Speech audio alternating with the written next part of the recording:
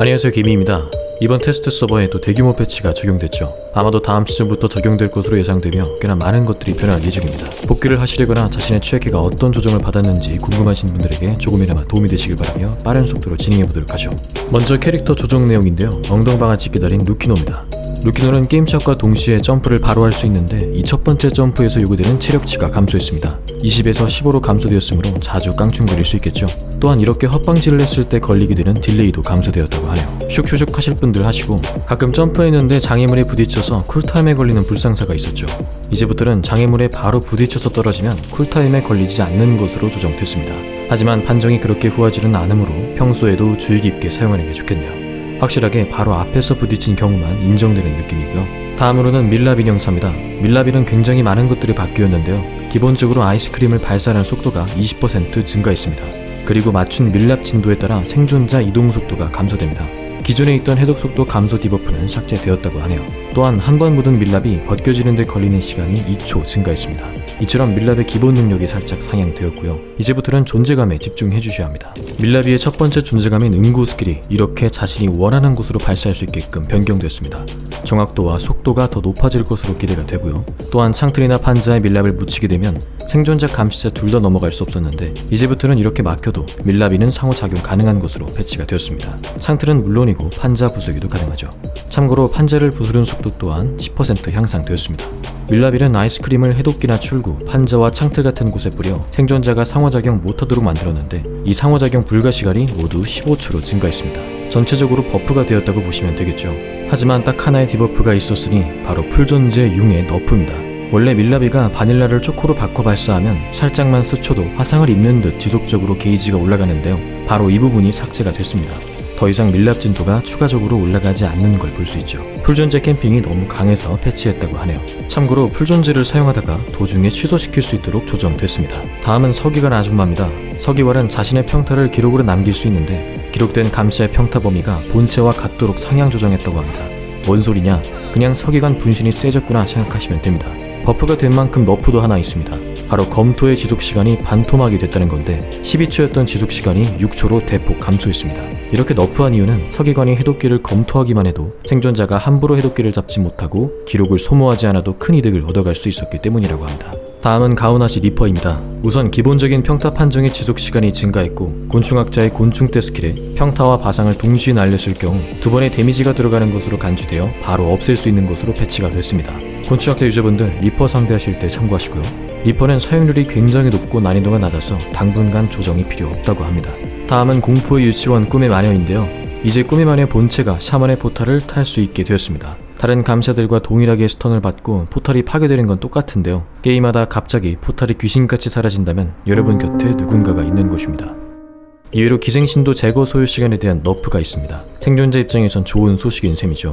기생신도가 증가할수록 더 빠르게 제거되고 탈락한 생존자가 늘어날수록 더 빠르게 제거됩니다. 꿈만은 지금도 굉장히 강한 캐릭터이며 생존자가 판의 흐름을 바꾸기 어려웠기 때문에 스노우볼을 굴리는 능력을 깎았다고 하네요. 이제부터는 생존자 진영입니다. 먼저 바텐더 누나인데요. 전체적으로 버프를 받았습니다. 원래 술을 만들기 시작하면 취기 상태에 빠져 일정 시간 동안 피가 깎였었는데요. 이동 속도를 빠르게 해주던 도블린 베이스를 마실 때도 마찬가지였죠. 하지만 이제부터 술을 만들거나 도블린 베이스를 마실 때 취기 상태에 빠지지 않습니다. 체력이 깎이지 않으니까 마음 놓고 활동이 가능하다는 소리죠. 그리고 회복시켜주는 빨간 술인 독한 도블린을 마셨을 때 회복까지 걸리는 시간이 약 2초 감소했습니다. 바텐더는 스킬을 사용했을 때 얻는 위험도와 손해에 비해서 이득이 그리 크지 않아 버프했다고 합니다. 다음은 공장장 딸내미 정원사입니다. 이 부분은 정원사 공략 때 다뤘었는데요. 빠르게 살펴보자면 아빠의 소울을 끄고 켤 수 있는 스위치가 제공되었고요. 보호막을 쓰다가 감시자 공격에 의해 끊기면 다음 회상을 할 때 그 진도가 계승됩니다. 또한 보호막 지속 시간도 5초에서 6초로 1초 증가가 되는 등 전체적인 버프를 받았다고 보시면 되겠네요. 다음으로 두더지 묘지기입니다. 묘지기는 고유 아이템인 삽의 스킬 방식 자체가 바뀌었는데요. 땅굴을 파고 돌아다니다가 자발적으로 밖으로 나오는 경우 사용시간이 13초 이상 남아있다면 더 이상 삽이 소모되지 않습니다. 13초가 지나버리고 난 뒤에 올라오면 삽이 사라지게 되죠. 13초를 굳이 쓸 필요까지는 없고 보시는 것처럼 친절히 손으로 표시되고 있기 때문에 삽을 아끼고 아끼는 운영으로 여러 번 삽을 사용하실 수 있겠습니다. 무제한 사용이 가능한 건 아니고 사용한 정도만큼만 차감되어 저장되는 방식이죠. 이렇게 패치한 이유가 감시자가 페이크 평타로 묘지기 아이템을 낭비시킬 수 있어 있어서 그랬다고 하네요. 이거는 원래 심리전으로서 활용되는 부분이었는데 이제는 삽을 빼도록 유도하고 손절하는 그런 건 못할 것 같습니다. 다음은 항해사입니다. 감시에게 환수를 걸은 회중시계를 사용할 때마다 이제부터 해독 속도가 7% 증가하는데요. 최대 14%까지 증가하며 기존 항해사의 해독 디버프를 상쇄시킬 수 있을 것으로 보입니다. 또한 감시자한테 최면을 걸다가 한 대 맞으면 그 즉시 최면이 풀렸는데 이제 피해를 입어도 최면은 유지되는 것으로 조정되었습니다. 단 광기 의자에 손을 대거나 기절하면 사라지고요. 항해사도 묘지기처럼 감시자에게 속아 아이템을 낭비할 수 있어서 배치했다고 합니다. 다음은 무존재 우능광대입니다. 로켓 폭발에 관해 살짝 버프 조정이 있었는데요. 로켓이 폭발할 때 주변에 있는 생존자가 빨라진다거나 주변 감시자가 기절하거나 느려지는 시간이 조금 증가했습니다. 약 0.5초 정도 길어졌다고 생각하시면 되겠고요. 다음으로 소녀 여자아이입니다. 우선 여자아이가 텔레포트를 할 때의 사운드가 증가했습니다. 바로 이 소리 말이죠. 그리고 텔레포트 도중에 취소를 하면 감시자에게 5초 동안 위치가 발각됩니다. 이전에는 여자아이가 텔레포트를 취소하면 감시자가 명확한 판단이 불가했기 때문에 굉장히 불합리해 패치했다고 하네요. 다음은 장애오면 타자입니다. 너프를 받았는데요. 공을 풀차징하는 데 걸리는 시간이 1초 증가했습니다. 다급한 상황에서는 이전보다 효율이 떨어질 수 있겠고요. 여기에 더해 감시자가 밀려나는 거리가 10% 감소했습니다. 타자가 어그로를 보조해주면 공으로 놀리고 다시 공을 줍고 감시자들이 대응하기 어려워서 그랬다고 하네요. 이어서 너프 소식 멍멍이 주인 우편 배달부입니다. 얘는 많은 것들이 너프당했는데요. 우선 해독을 빠르게 만들어주는 냉정 편지가 더 이상 3번 연속 나올 수 없도록 조정됐습니다. 극단적인 상황으로 해독이 빨라지는 것을 방지하기 위함이라 하고요. 희망 편지도 너프됐습니다. 출국 연원 속도를 빠르게 해주고 지하 통로의 위치까지 거기다 무제한으로 적용됐었는데 더 이상 무제한이 아닌 120초 동안만 존재하게끔 바뀌었습니다. 그리고 문 여는 속도도 30%가 아닌 15%로 감소되었고요. 추가로 멍멍이가 늙었습니다. 배달견이 감시를 물 때 감시자 이동 속도가 감소하는 시간이 1초 단축되었습니다. 보조 능력이 있는 해독캐임에도 불구하고 다른 해독캐보다 어그로 능력이 좋아서 조정했다고 하네요. 다음은 견제왕 포워드입니다. 짜잘한 너프인데요. 럭비공을 사용해 감시와 충돌 시 감시자의 최소 기절 시간이 0.5초 단축되었습니다. 멀리서 달려와 기절시키는 거 말고 근접거리에서 짤짤이 스턴으로 괴롭히는 게 약화됐다고 보시면 되겠습니다.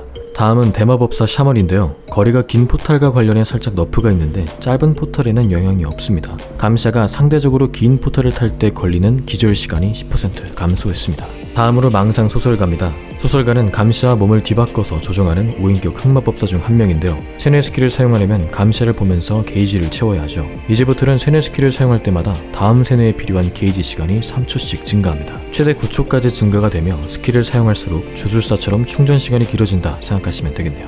마지막으로 먹을 마술사입니다. 마술사는 광기 의자에 앉아있다가 구출을 받으면 자동으로 은신이 발동됐었는데요. 이제부터는 이게 게임당 딱 한 번만 발동됩니다. 진짜 마법사가 아닌 일반인이었던 것이죠. 구출만 되면 감시자에게 손절을 강요할 수도 있고 아무것도 안 해도 이득이 컸기 때문에 약화시켰다 합니다. 지금부터는 시스템 조정과 관련한 내용입니다. 감시자 인격 중 3시 방향 첫 번째 놓여있는 봉인 인격에 관한 조정인데요. 게임을 시작한 뒤 특정 해독기가 봉인이 되는데 이제부터 생존자들도 봉인된 해독기의 일정 범위 안에 있으면 하얗게 윤곽이 보이게 됩니다. 이로써 조금이라도 헛걸음을 줄일 수 있어 보이죠. 다음은 추적 인격인데요. 추격을 계속할수록 이동 속도가 증가하는 인격인데 분명히 추격을 진행 중임에도 주변 구조물에 의해 끊기는 어이없는 상황이 발생하지 않도록 판정을 최적화해줬다고 합니다. 또한 2판 4판과 분노 관련해서 추가 조정이 있는데요. 주로 포워드나 공군의 총같이 감시자가 기절을 하는 것에만 영향을 줬었는데 이제부터는 소설가에 의해 세뇌당하는 거라든지 교수의 비늘처럼 튕겨내는 것도 영향이 있게끔 조정됐다고 합니다. 대응하려는 감시자들에게 좋은 소식이 되겠네요. 그 다음으로는 스폰 위치 선택입니다. 이전에 언급해드렸던 정보인데 실제로 도입을 할 예정인 것 같습니다. 생존자 감시자가 각자 구역을 선택하고 그 구역을 기준 랜덤으로 스폰되는 시스템이죠. 랭킹전에서 최고 7티어가 1명 이상 있으면 발생한다고 하니 고티어 분들은 유념해 두시면 좋겠습니다. 또한 일반 모드, 랭킹전 모두 생존자 감시자 캐릭터를 선택하는 시간이 10초 감소되고 고티어 랭킹전에서 등장하는 벤픽 시간도 10초 감소한다고 하네요. 이외로 생존자 12시 인격 플라잉 휠 버튼이 감정편 버튼 옆에 있어서 실수가 잦았는데 이제 위치를 자유롭게 옮길 수 있도록 조정됐습니다. 이건 이미 본섭에 벌써 적용됐는데요. 톱니바퀴 게임 설정에서 바꾸실 수 있습니다. 게임 몰입이 방해되게 화면 중간에 놓을 수도 있겠죠. 네, 지금까지 곧 뒤바뀌게 될 대규모 패치 내용이었습니다. 초스피드로 설명드렸는데 와닿으셨을지는 모르겠네요. 제가 영상을 잘 안 올리는 타입이다 보니까 맨날 대규모 패치하는 느낌입니다. 뭐 그냥 방치하는 것보다는 확실히 신경 써주고 있어 다행이긴 한데 이번에 또 글로벌 서버에 테스업 참여 인원을 모집한다는 소식이 있어서 부랴부랴 달려갔는데요. 사람은 또 적응의 동물이라고 저는 이미 지옥의 빨간 핑에 그냥 적응이 돼버려서 결과가 어떻든 간에 그냥 한결같이 계속 하던 거 하도록 하겠습니다. 200 정도라도 나오면 감사할 정도죠. 어쨌든 제가 준비한 영상은 여기까지고요.